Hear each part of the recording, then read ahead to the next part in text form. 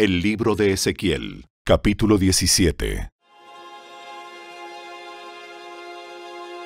Luego recibí el siguiente mensaje del Señor.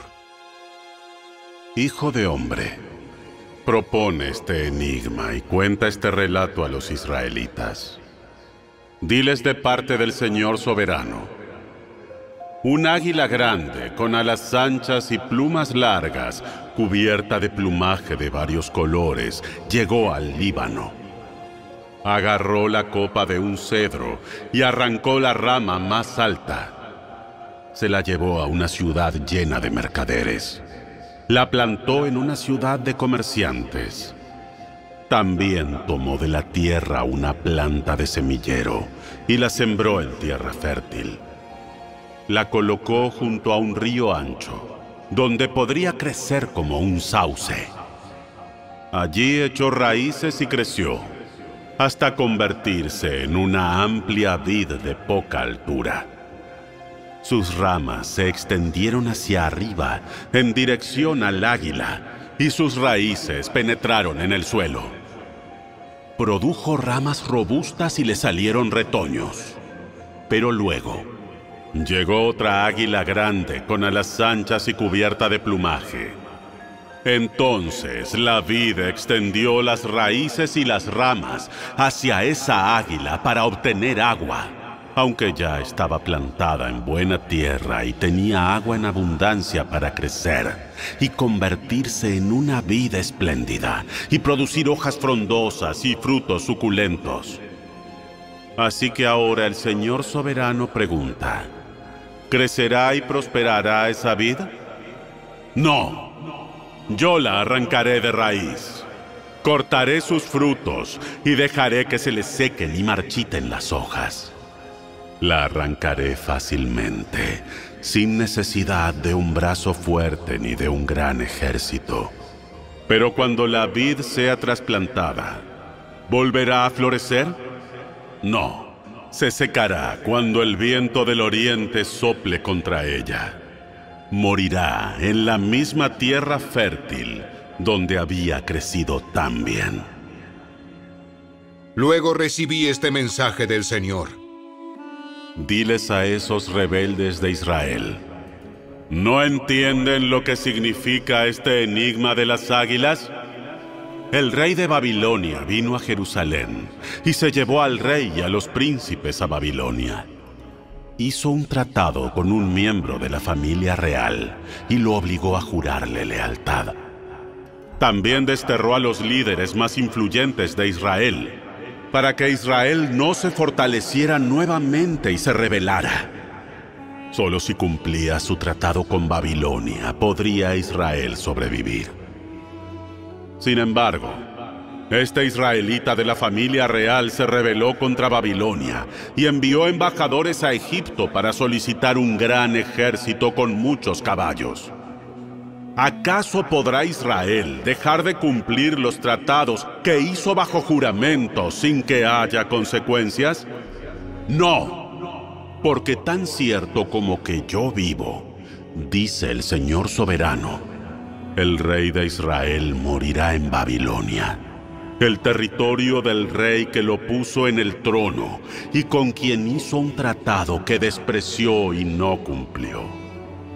Ni el faraón, con su poderoso ejército, podrá ayudar a Israel cuando el rey de Babilonia vuelva a sitiar a Jerusalén y mate a mucha gente. Pues el rey de Israel despreció el tratado y no lo cumplió aún después de jurar que lo haría. Así que no escapará. Entonces esto dice el Señor soberano: tan cierto como que yo vivo, lo castigaré por no cumplir mi pacto y por despreciar el juramento solemne que hizo en mi nombre. Arrojaré mi red sobre él y lo capturaré en mi trampa. Lo llevaré a Babilonia y lo juzgaré por haberme traicionado.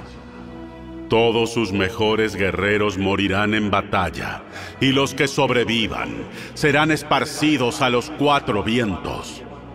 Entonces, ustedes sabrán que yo, el Señor, he hablado.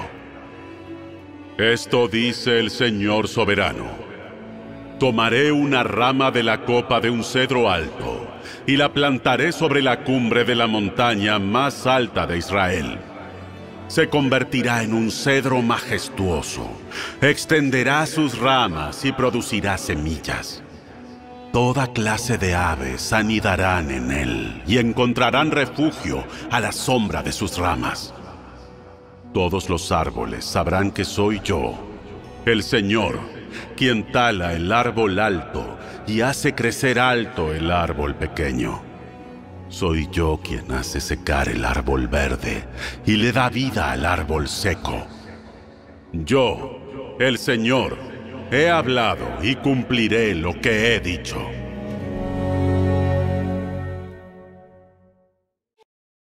El libro de Ezequiel, capítulo 18. Luego recibí otro mensaje del Señor.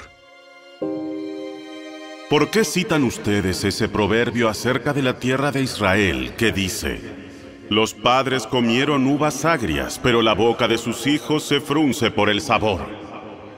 Tan cierto como que yo vivo, dice el Señor soberano, que dejarán de citar ese proverbio en Israel. Pues todos los seres humanos son míos para juzgar, los padres y los hijos por igual. Esta es mi regla. La persona que peque es la que morirá. Supongamos que cierto hombre es recto y hace lo que es justo y correcto. No participa en los banquetes que se ofrecen en los montes ante los ídolos de Israel, ni les rinde culto. No comete adulterio, ni tiene relaciones sexuales con una mujer durante su período menstrual. Es un acreedor compasivo. No se queda con objetos entregados en garantía por deudores pobres. No les roba a los pobres, más bien les da de comer a los hambrientos y les da ropa a los necesitados. Presta dinero sin cobrar interés. Se mantiene lejos de la injusticia. Es honesto e imparcial al juzgar a otros. Y obedece fielmente mis decretos y ordenanzas. Todo el que hace estas cosas es justo y ciertamente vivirá, dice el Señor soberano. Pero supongamos que ese hombre tiene un hijo adulto que es ladrón o asesino y se niega a hacer lo correcto. Ese hijo también comete todas las maldades que su padre jamás haría. Rinde culto a ídolos en los montes, comete adulterio, oprime a los pobres e indefensos, roba a los deudores al negarles que recuperen sus garantías, rinde culto a ídolos, comete pecados detestables y presta dinero con intereses excesivos. ¿Acaso debería vivir ese pecador? No. Tiene que morir y asumir toda la culpa. Pero supongamos que ese hijo pecador, a su vez, tiene un hijo que ve la maldad de su padre y decide no llevar esa clase de vida. Este hijo se niega a rendir culto a ídolos en los montes y no comete adulterio, no explota a los pobres, más bien es justo con los deudores y no les roba. Da de comer a los hambrientos y da ropa a los necesitados. Ayuda a los pobres. Presta dinero sin cobrar interés y obedece todos mis decretos y ordenanzas. Esa persona no morirá por los pecados de su padre. Ciertamente vivirá. Sin embargo, el padre morirá por todos sus pecados, por haber sido cruel, por robar a la gente y hacer lo que es indudablemente incorrecto en medio de su pueblo. ¿Cómo?, se preguntan ustedes. ¿No pagará el hijo por los pecados del padre? No, porque si el hijo hace lo que es justo y correcto y obedece mis decretos, ese hijo ciertamente vivirá. La persona que peque es la que morirá. El hijo no será castigado por los pecados del padre, ni el padre será castigado por los pecados del hijo. Los justos serán recompensados por su propia conducta recta, y las personas perversas serán castigadas por su propia perversidad. Ahora bien, Si los perversos abandonan sus pecados y comienzan a obedecer mis decretos y a hacer lo que es justo y correcto, ciertamente vivirán y no morirán. Todos los pecados pasados serán olvidados y vivirán por las acciones justas que han hecho. ¿Acaso piensan que me agrada ver morir a los perversos?, pregunta el Señor soberano. ¡Claro que no! Mi deseo es que se aparten de su conducta perversa y vivan. Sin embargo, si los justos se apartan de su conducta recta y comienzan a pecar y a comportarse como los demás pecadores, ¿se les permitirá vivir? No, claro que no. Todas las acciones justas que han hecho serán olvidadas y morirán por sus pecados. Sin embargo, ustedes dicen: el Señor no hace lo correcto. Escúchame, pueblo de Israel. ¿Soy yo el que no hace lo correcto? ¿O son ustedes? Cuando los justos abandonen su conducta justa y comiencen a cometer pecados, morirán por eso. Sí, morirán por sus acciones pecaminosas. Y si los perversos abandonan su perversidad, obedecen la ley y hacen lo que es justo y correcto, salvarán su vida.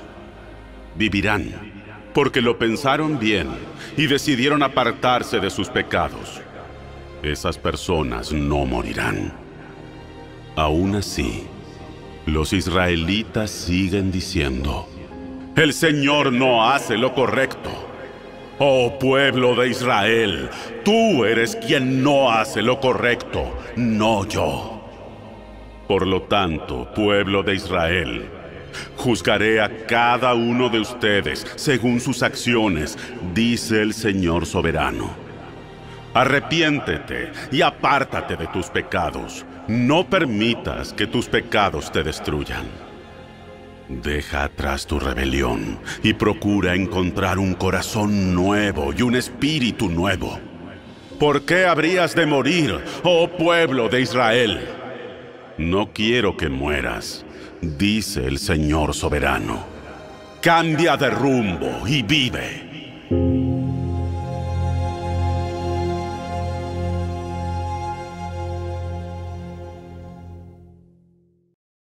El libro de Ezequiel, capítulo 19.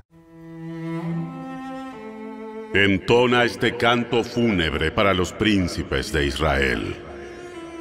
¿Qué es tu madre? Una leona entre leones. Se recostó entre los leones jóvenes y crió a sus cachorros. A uno de sus cachorros lo crió para que fuera un león fuerte. Aprendió a cazar la presa y a devorarla, y llegó a alimentarse de carne humana. Luego las naciones oyeron hablar de él y lo atraparon en una fosa. Se lo llevaron con garfios a la tierra de Egipto. Cuando la leona vio que su esperanza en él estaba perdida, tomó a otro de sus cachorros y le enseñó a ser un león fuerte. Él merodeaba entre los demás leones y se destacaba por su fuerza. Aprendió a cazar la presa y a devorarla, y también él llegó a alimentarse de carne humana. Derribó fortalezas y destruyó sus aldeas y ciudades. Las granjas quedaron devastadas y las cosechas destruidas. La tierra y sus habitantes temblaban de miedo cuando lo oían rugir. Luego lo atacaron los ejércitos de las naciones. Lo rodearon por todas partes. Arrojaron una red sobre él y lo atraparon en una fosa. Lo arrastraron con ganchos. Lo encerraron en una jaula y lo llevaron ante el rey de Babilonia. Lo mantuvieron cautivo para que nunca más se oyera su voz en los montes de Israel. Tu madre era como una vid plantada junto a la orilla del agua. Su follaje era verde y frondoso por la abundancia de agua. Sus ramas se fortalecieron lo suficiente para ser el cetro de un rey. Llegó a crecer muy alta, muy por encima de las demás vides. Se destacó por su altura y sus abundantes ramas frondosas. Pero la vid fue arrancada de raíz con furia y arrojada al suelo. El viento del desierto le secó los frutos y le desgajó las ramas fuertes. Así que se marchitó y fue consumida por el fuego. Ahora la vid está trasplantada en el desierto, donde el suelo es duro y reseco. De sus ramas surgió fuego que devoró sus frutos. Las ramas que le quedan no son tan fuertes para ser el cetro de un rey. Este es un canto fúnebre y se entonará en un funeral.